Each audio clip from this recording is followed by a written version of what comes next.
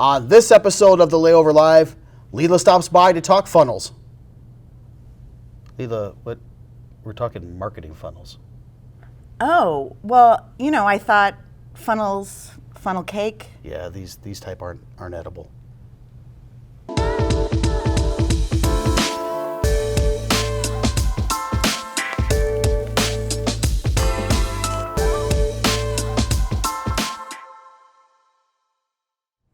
Hello, everyone, and welcome to episode 108 of the Layover Live, where we bring you the top article from the Layover each week. I'm Jason Swig, VP of Digital Marketing, joined by Lela Scott MacNeil, who serves in our digital media team. So happy to have you here. Happy to be here. Yes, I know the funnel cake thing was pretty cool, right? It's like something I love whenever I go to the carnival or go to the state fair. It's something enjoyable. However, the funnels we are talking about this week, right, aren't edible, but they are very important for very DMOs. Important. And it comes from a really, really good article that we wanted to make sure that we shared from Marketing Land that talks about marketers finding success with top-of-funnel campaigns as it relates to paid search, which is great to have you here because you're an expert on the paid search side of the house. So let's just get right into it, Lee. Let's talk about what does customer acquisition look like for DMOs when we talk about a funnel approach and top-of-funnel approach. Yeah. So, when we think about the customer acquisition funnel from a DMO perspective, there's three basic stages of the funnel. So you have awareness, consideration, and then action.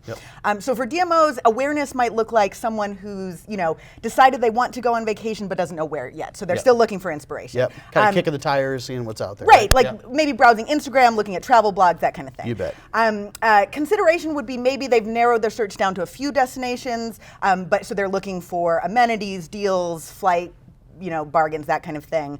And then action would be, say they've decided on a place, on a destination and a time, and now they're looking for things to do, festivals, events, that kind of thing. Okay, so then thinking about that, right, and because if we think about these three stages, which is a pretty simplified approach, right, it's probably the best way to talk about it and put it together, because in this world that we live in, it's mobile, there's a lot going on, the funnel's very complicated, there's all these micro moments and different things. So why is targeting then the right message to the right funnel really so important?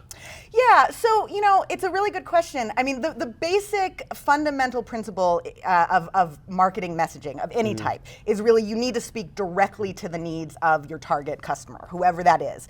So if you think about it, the needs of someone who has decided they want to go on vacation but has no idea where, very different than the needs of someone who's going, to a conference for work on March 23rd in Houston, right? You bet. So keeping in mind sort of where your customer is on that customer journey can really help you create more effective messaging. Yeah, and I agree with you there, and it's interesting to hear you say that, because I think it's a common problem that we see, I think, a lot as we think about our marketing. Oftentimes, I was just talking about this the other day with the CRO team, was about how oftentimes when we approach this top of funnel approach, right, we take them from top of funnel to bottom of funnel in like one sequence. Yeah. And as DMO marketers, we need to think about that sequencing. Hey, if someone gets message number one, what makes the most sense for message number two and message number three and message number four? Because often we're on the first date and we're asking for marriage. And we have to be, right? Yes, we have to be exactly. really careful for those things Yeah. as DMOs and think about what's the right order of the messaging. If someone's coming, it doesn't mean that necessarily someone comes in from top of funnel. They may come in at the middle of the funnel or towards the bottom. What's the necessary next step to move them and keep nurturing them towards those desired actions that we want? So that being said, how can DMOs capture those top of funnel prospects though with paid search to help push them through that funnel and begin that journey? Sure. So, I would say paid search is often sort of thought of as a bottom of funnel strategy, right? And it is very effective at that, for sure. But really the place to start is where you always start with paid search, which is a place like Google Trends or say the keyword planner in Google.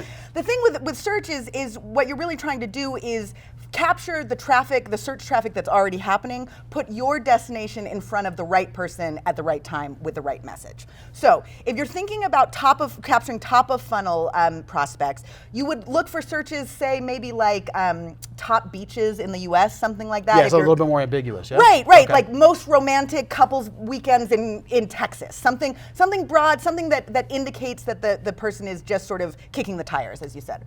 And then sort of craft messaging that really focuses on your destination's benefits. Why should this person pick your destination over other destinations?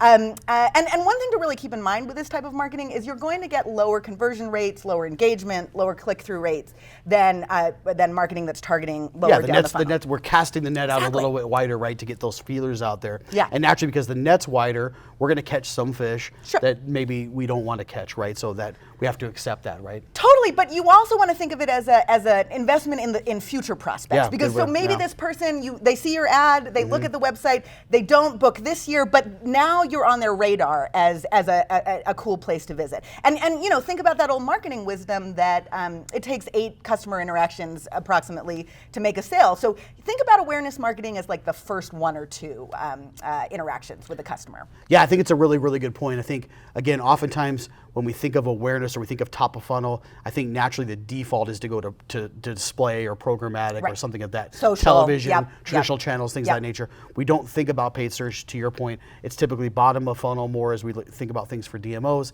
Yeah. It's even the consideration phase. But honestly, if it's done well, it should stop or start rather with top of funnel and work its way down like anything else. Right? Yeah, absolutely. And I think the exciting thing about paid search is because you know sort of exactly what someone typed into Google, you really can get a clearer sense of their intent than say if you're just doing a TV spot or something like that. Yeah. And the wonderful thing is if you really want to get fancy, you can layer on remarketing to this, and that can be a way that you can show sort of lower down the funnel messaging to the same prospects that you showed your awareness funnel messaging to, and sort of guide them down the funnel that way. So absolutely. really a lot of opportunity. Yeah, really, really good point there. I think I think you make a great point that's worth touching on is the fact that it really can inform that remarketing strategy, right? Absolutely. To learn what remarketing pieces are working and what isn't working really starts with what's happening upstream. So thanks, Lela, for stopping by and sharing that. Thanks for tuning in each and every week. If you're not subscribed, please do so now.